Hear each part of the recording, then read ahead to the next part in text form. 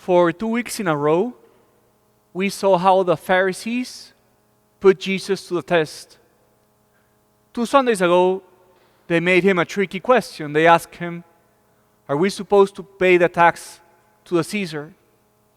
And only last week, they also intended to make him fall with a complicated question.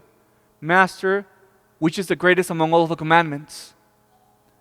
This present Sunday, the Pharisees are not putting Jesus to the test anymore, but Jesus is going to explain what is wrong with the Pharisees to the disciples and the people. So today, I want to share with you 3 comments or 3 reflections about the Pharisees, and I hope we can also find practical applications to our own life. So the first thing I want to comment is, we know that Jesus and the Pharisees did not get along very well. The Pharisees, as we just mentioned, try to put him to a test and make him fall permanently. But today Jesus says something interesting. He tells the people, do what the Pharisees say, but don't do what the Pharisees do. And I think it's interesting because Jesus could have said, don't do what they say and don't do what they do. But he says, do what they say even when the Pharisees are his enemies. So what's the interesting insight here? That Jesus is reminding us that even when someone is a sinner, this does not mean that the person cannot speak truth to you. And I think this is particularly important because many people nowadays tend to think that because a bishop or because a certain person in authority did something that they don't agree to, then everything they say is irrelevant. And what happens is we miss out on the good things bishops can share just because we can be against some things that the bishops do. And I think that there's one more interesting insight. I think Jesus' words are reminding us that it is very dangerous when we don't get along well with someone to think that that person cannot offer anything to us because we don't get along well. Today is a reminder that we can always learn something and there's always good in the other person. But sometimes we're so blind with our own pridefulness that we think that the person I don't get along with can't offer me anything. But Jesus says, listen to them, but don't do what they do. That means everybody, even people you don't agree with, can always speak the truth that can be useful to you. The second point is, today Jesus really lays out the paradigm and the ideal of what a real teacher is. Today Jesus is reminding us, what does a real teacher and a master look like? And you know what Jesus tells us today about a real master? The real teacher is the one who preaches and does what he preaches. The real master that we are all looking for is that person who not only preaches, but also is able to embody what he preaches. The Pharisees, they fell short from this ideal. They were great teachers, but they didn't put to practice the things that they taught. And I think this gospel speaks strongly to parents, because parents are called to be teachers. Parents are called to be masters. And parents especially are called to do what they preach.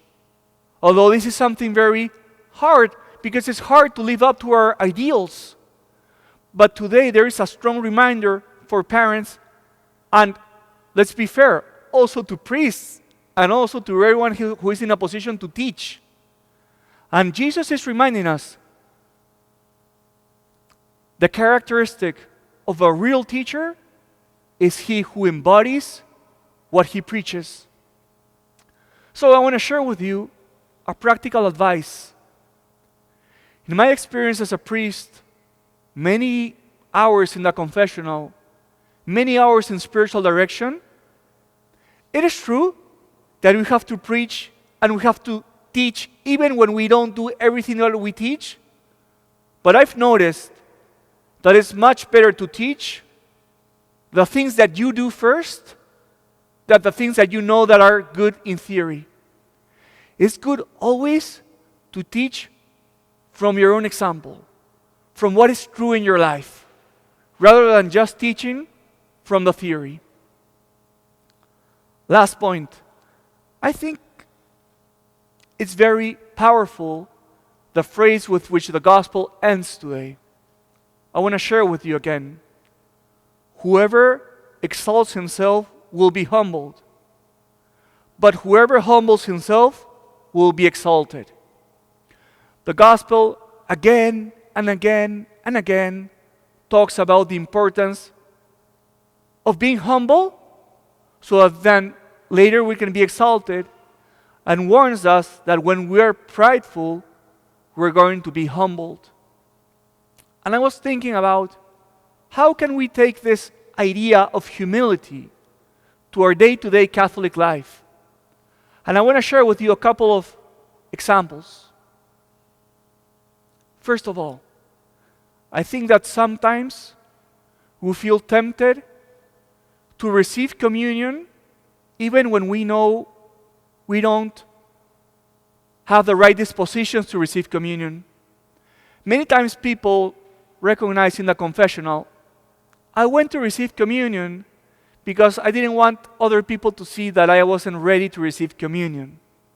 In other words, they weren't humble enough to let other people see that they had sinned. And sometimes people prefer to look good before others rather than recognizing their own weakness and their own failures. So I guess the first example that I want to offer with you guys is, if we don't have the right dispositions to receive communion, let's be humble. Let's seek first confession and then receive communion. But not because we want to be apparently good. We want to add one more sin to our list. I also think it's very important, another aspect in which we can be humble. We tend to want to have the last word in discussions. And I guess this could happen a lot between spouses, but also between siblings, between, human interactions.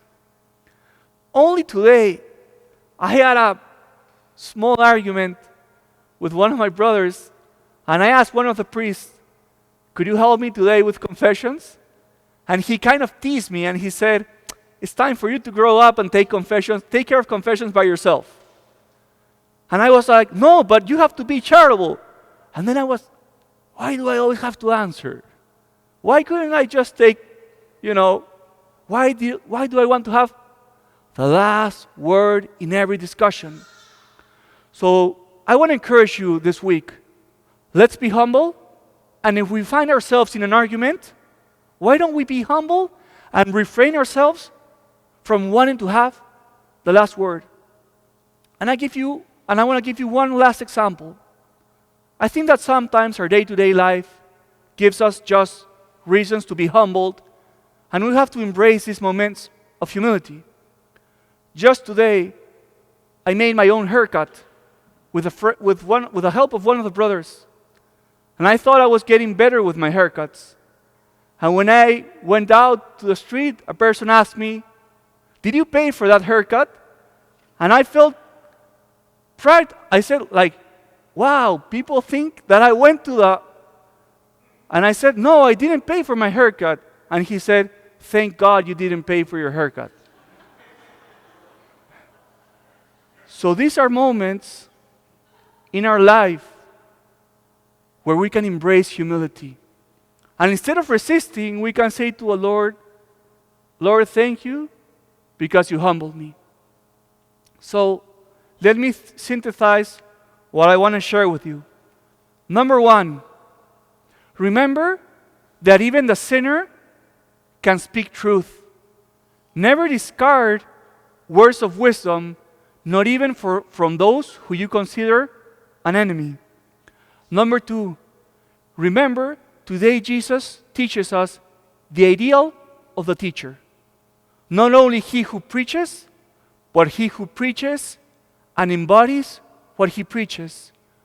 Parents, do and also preach.